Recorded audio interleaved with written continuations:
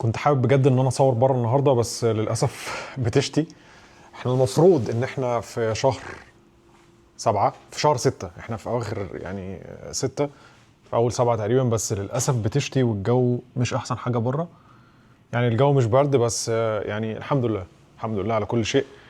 النهارده كنت عايز اكلمكم في موضوع مهم جدا، وهو المرحله اللي انت بتمر بيها خلال مسارك المهني، وبتبقى حاسس انك جبت اخر من الوظيفه. يعني هو انا تعبت خالص من الوظيفه وعايز اسيبها، وخلاص المجال ده مش بتاعي. اللي هو بتلاقي ناس كتيره مثلا في السوفت وير في مجالنا وكده، هتلاقي في ترند كده طالع اللي هو ايه، انا عايز افتح مزرعه. والموضوع ده انا يعني عارف مريت بيه الفتره، اللي هو انا عايز افتح مزرعه. انا عايز افصل دماغي خالص من موضوع ان انا افكر في الكود واحرق اعصابي في ان انا اقعد اعمل ديباجنج وكده. انا بتكلم عن المجال بتاع السوفت وير يعني. طبعا انا ما اشتغلت في حاجات تانية، بس ما اعرفش المجالات التانية عامله ازاي. بس حتى لما بقعد مع اصحابي وكده كانوا بيقولوا لي نفس الكلام، يعني يقول لك انا خلاص انا عايز اسيب البنك، انا عايز اسيب مثلا المجال بتاع الطب، حتى الصيدله، وعايز افتح مشروع. وخلاص انا الموضوع بالنسبه لي جاب اخر. والمرحله دي احيانا بتبقى مرحله كاذبه. دي من تجربه يعني بتاعتي وتجربه ناس تانية. خليني اقفل الدولاب اللي ورايا ده عشان ايه؟ عشان شكله مش لطيف. انا مخلي الفيديو ده رو على قد ما اقدر، واسف على المنظر. الهدوم محتاج ارتب هدومي. ف المرحله دي مرحله كاذبه، لانك بتبقى معتقد انك كرهت الوظيفه، بس في اغلب الوقت ما بيبقاش السبب هو المسار نفسه او الكارير نفسه او المجال اللي انت شغال فيه. احيانا بيبقى السبب هو المكان اللي انت شغال فيه، او الناس اللي انت شغال معاها، او الروتين اللي انت بتعمله يوميا، الروتين اللي انت ماشي فيه يوميا. فانا وصلت لمرحله ان انا كرهت السوفت وير وعايز اسيب السوفت وير، وعايز افتح بيزنس، افتح شركه بقى، افتح اي حاجه، افتح محل اجمع فلوس وافتح محل اعمل اي حاجه. بس لما جيت غيرت الشركه الوضع اتغير، ولقيت نفسي حابب الشغلانه، ولقيت نفسي مقبل على ان انا اصحى اروح الشغل وكده، ولقيت نفسي خلاص انا عايز اكمل في المجال ده. طب ايه اللي حصل؟ اللي حصل ان انا كنت شغال في بيئه وسخه يعني سوري في اللفظ، بس كانت بيئه توكسيك جدا. كانت الناس اللي شغال معاها مش مريحه، وكان في بقى عارف اللي هو كانت شركه كوربريت، وكان نفسنا بقى كتير وضرب من تحت الحزام بقى وعصافير وكلام من ده. والناس كلها عارفه، يعني الناس اللي بتابع القناه اكيد شغاله موظفين وعارفين النوعيه من الشركات اللي انا بتكلم عليها يعني. فلما جيت غيرت الشركه لقيت الوضع اتغير. ايه ده انا ما كنتش كاره المسار المهني ولا كاره كوني موظف، انا كنت كاره بس الناس اللي شغال معاها والشركه اللي انا شغال فيها. فاذا كان الموضوع نفسه كاذب. المرحله بتاعت كرهك للوظيفه دي بقى بتبقى كاره انك تنام اصلا يوم الاحد عشان عارف انك صاحي الصبح عندك شغل. بتبقى مستني الاجازه بتاعت نهايه الاسبوع بفارغ الصبر، مستني الاجازه بتاعت كل سنه بفارغ الصبر عشان تطلع تفصل. وكل ما الاجازه نهايتها بتقرب يا رب يراجع تاني على الشغل. فعارف احساس كده ما بحبش ان انا اقع فيه تاني. احساس بيبقى مش لطيف خالص، وبتحس ان الدنيا يعني بايظه قوي يعني. الحل مش هو ان انت تسيب شغلك في الوضع ده، احيانا بيبقى لازم تسيب شغلك. يعني في ناس لازم تسيب شغلها وتسيب المسار اصلا. انا بتكلم على في اغلب الوقت بنسبه 90% من وجهه نظري بيبقى المشكله مش في المسار نفسه. الحل مش هو ان انت تسيب شغلك. انا سبت شغلي وسبته لمده ممكن اسبوعين، 3 اسابيع، شهر مثلا، بدون بقى شغل خالص. كانت اول مره اعملها في حياتي، اللي هو ما عنديش اي بلان بي، انا ما عنديش اي اوبشن تاني.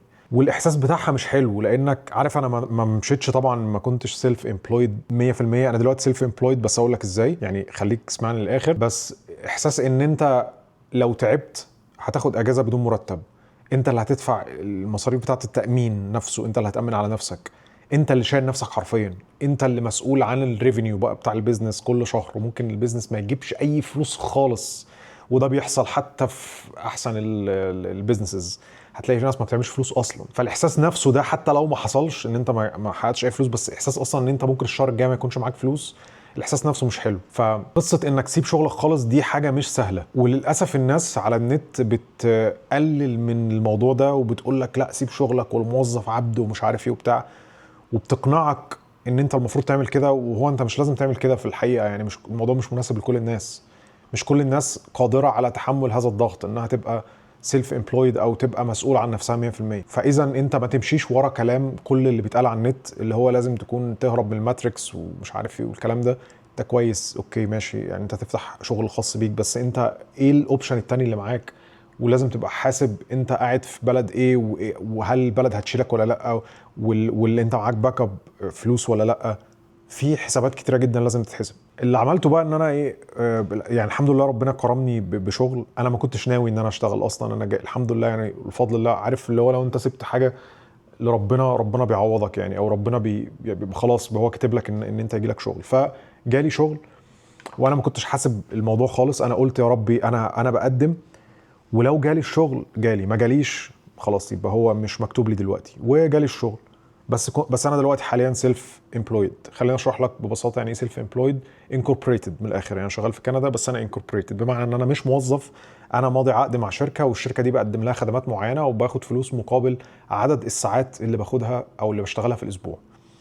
فاذا انا مش موظف، انا باخد اجازه وقت ما انا عايز، بظبط طبعا مع الشركه، بس عدد الساعات انا متحكم فيها، بشتغل وقت ما انا عايز. طبعا الشغل ريموت الحمد لله. فالموضوع ده لما حصل اداني نوع من الاريحيه، خلاني ان انا اصلا ما بفكرش في ان انا اشفت على الاونلاين بيزنس 100% او 100%. الخلاصه من اللي عايز اقوله لك ده، او من التجربه الشخصيه بتاعتي دي، ايه اللي هي تحتمل الصواب او الخطا يعني. ان انت احيانا مش محتاج تسيب شغلك، مش محتاج تغير مسار المهني، احيانا محتاج تغير المكان اللي انت فيه، تغير الناس اللي انت موجود معاها. ما تغيرش المسار المهني الا لما تعمل الحاجات دي الاول. غير الشركه، غير الناس اللي شغال معاهم، غير البلد اللي انت قاعد فيها. المرحله الثالثه، لو كل ده ما ظبطش يبقى انت محتاج تغير المسار المهني. بس ما تنجرفش بسبب كرهك للروتين اللي انت ماشي فيه حاليا. الجزء اللي بعد كده اللي عايز اتكلم فيه علشان تفل بقى او تملى الجزء اللي هو بتاع رياده الاعمال اللي عندك، لانك انت طالما فكرت بقى ان انت عايز تبقى متحكم في دخلك بشكل كبير وعايز تبدا بيزنس خاص بيك، فطبعا انسب حاجه ليك والافضل زي ما كلنا بنتكلم انك تستغل الشيء اللي موجود عندك وهو الخبره اللي عندك. مش منطقي خالص ان انا اروح اتعلم حاجه من الصفر علشان ابدا فيها بيزنس، اللي هو انا شايفها مش منطقيه. اللي هو اروح اتعلم بيزنس، طب بالنسبه اللي انت اتعلمته بقالك سنين وخدت فيه خبره بقالك سنوات عديده، ده تعمل فيه ايه؟ فمنطقي ان انت تستغله الاول. هتستغله ازاي؟ تستغله بان انت تستغل العنصر الاهم الموجود على الاطلاق حاليا في وضعنا الحالي، وهو الانترنت، ان انت تسوق لخدماتك. والموضوع اسهل مما يكون. احيانا انا بستغرب اصلا من سهوله البيزنس ده، وببقى عارف اللي هو ليه الناس ما بتعملش كده. ليه واحد عنده 20 سنه او 30 سنه خبره وما بيستغلش الخبره اللي عنده دي ان هو يعلمها للناس، وممكن حرفيا يقبض بالدولار؟ وهو موضوع اكسبرتيز فلو ده بقى انا واخده رساله، اللي هو انا بوصل الناس دي ازاي تبيع الخبره بتاعتها، ازاي تستغل عدد سنين الخبره اللي عندك دي في ان انت تبيعها. لانه ممكن يكون واحد شغال بقى 15 16 سنه وراح يفتح محل او راح يفتح شركه. طب انت الخبره اللي عندك دي فين؟ المحل او الشركه اللي هتفتحها دي، ما انت هتبدا فيها من الصفر كانك جونيور. طب ما تستغل اللي عندك، الخبره اللي عندك الاول. حتى يا اخي لو انت كاره المسار المهني وعايز تغيره خالص، انت ممكن تبداها بس الاول وتجيب ناس تدربها تبيع الخبره دي. يبقى انت بتبيع انفو برودكت وعندك اونلاين مثلا سكول او اونلاين اكاديمي او ايا كان، والموضوع ده موجود كتير جدا جدا جدا. هتعمل الموضوع ده ازاي؟ اتكلمت في فيديوهات كتيره، مش عايز ارغي في التفاصيل في الفيديو ده، ولكن ممكن تتفرج على الفيديو اللي هيظهر لك على الشاشه هنا، ان انت ازاي تبيع خبرتك. فالملخص من الفيديو ده اللي هو السريع اللي انا عايز يعني انجز فيه، ان انت ما تنجرفش انك تسيب شغلك. حاول الاول تغير الشركه، حاول تغير الاشخاص اللي شغال معاها. المرحله الثالثه حاول تغير فكره انك قاعد في بلد معينه، البلد دي انت قرفان اصلا منها. ممكن يكون المواصلات، الجو العام بتاع الناس، الاتيتيود بتاع الناس او طريقه تعامل الناس، فمحتاج تغير البلد اصلا. ممكن تكون محتاج انك تشتغل ريموتلي. انا شخص ما ينفعش ان انا اشتغل اون سايت، ده اللي ادركته بعد 7 سنين تقريبا شغل في الشركات. انا ما ينفعش اشتغل في شركه اون سايت، لازم اشتغل ريموتلي او على الاقل مثلا هايبريد اللي هو يومين بس في الاسبوع. انما اشتغل اون سايت كل يوم رايح الشركه، الموضوع ده بيهلكني. الشخصيه الانطوائيه وان انا عايز ابقى قاعد لوحدي والكلام ده كله. اعمل الحاجات دي الاول قبل ما تفكر انك تغير المسار المهني وانك تتكفل بكل شيء في حياتك من دخلك وتامينك الطبي وعيالك واجازتك الغير مدفوعه والكلام ده كله، لان الموضوع مش سهل. الحاجه اللي بعد كده علشان يبقى عندك باك اب بلان، او لما تسيب شغلك يبقى انت جاهز انك تسيبه، ابدا اونلاين بيزنس من خبرتك. الموضوع ده حتى هيدي لك اريحيه انك تسيب شغلك وانت مرتاح، وهتبقى بتبدا البيزنس اونلاين وانت مش متوتر، لانك عارف ما فيش حاجه بتدفعك انت خلاص لازم البيزنس ده يجيب فلوس عادي، البيزنس حتى لو ما جابش فلوس انت عندك الوظيفه. فافضل حاجه تعملها انك تبدا الحاجه دي وانت مش مضغوط، يعني وانت ما عندكش ضغط انك تجيب فلوس، لا انت الشغل بتاعك موجود وفي نفس الوقت بتعمل فلوس اونلاين. اتفرج على الفيديو اللي هيظهر لك ده واتفرج على الفيديوهات التانية اللي موجوده في القناه. انا اتكلمت على الموضوع بشكل مفصل، الموضوع بسيط جدا ولكنها استراتيجيه محتاج انك تتبعها، ولو انت عندك خبره فعلا الناس عايزه تعلمها والله هتعمل فلوس. والحلفان ده احاسب عليه لان الموضوع ده احنا عملناه مع اكثر من 200 شخص. لو في اي حد مهتم ببرنامج اكسبرت تو بزنس، الخريطه الكامله اللي انت محتاجها عشان تبني بزنس اونلاين من خبرتك، الخريطه الكامله من اول ما تقعد قدام الكاميرا لحد ما يبقى عندك بزنس اونلاين اوتوميتد بيجي لك مبيعات وكده، هتلاقي التفاصيل في الموقع اللي موجود في اسفل الفيديو. ادخل اتفرج على الناس اللي اشتركت معانا والنتائج اللي حققوها. وفي حاليا 50% خصم اكسبرت 50، استخدم الكود ده اكسبرت 50 هيدي لك 50% خصم عند الدفع. ده اللي كنت عايز اتكلم فيه النهارده. اشوفكم على خير والسلام عليكم ورحمه الله.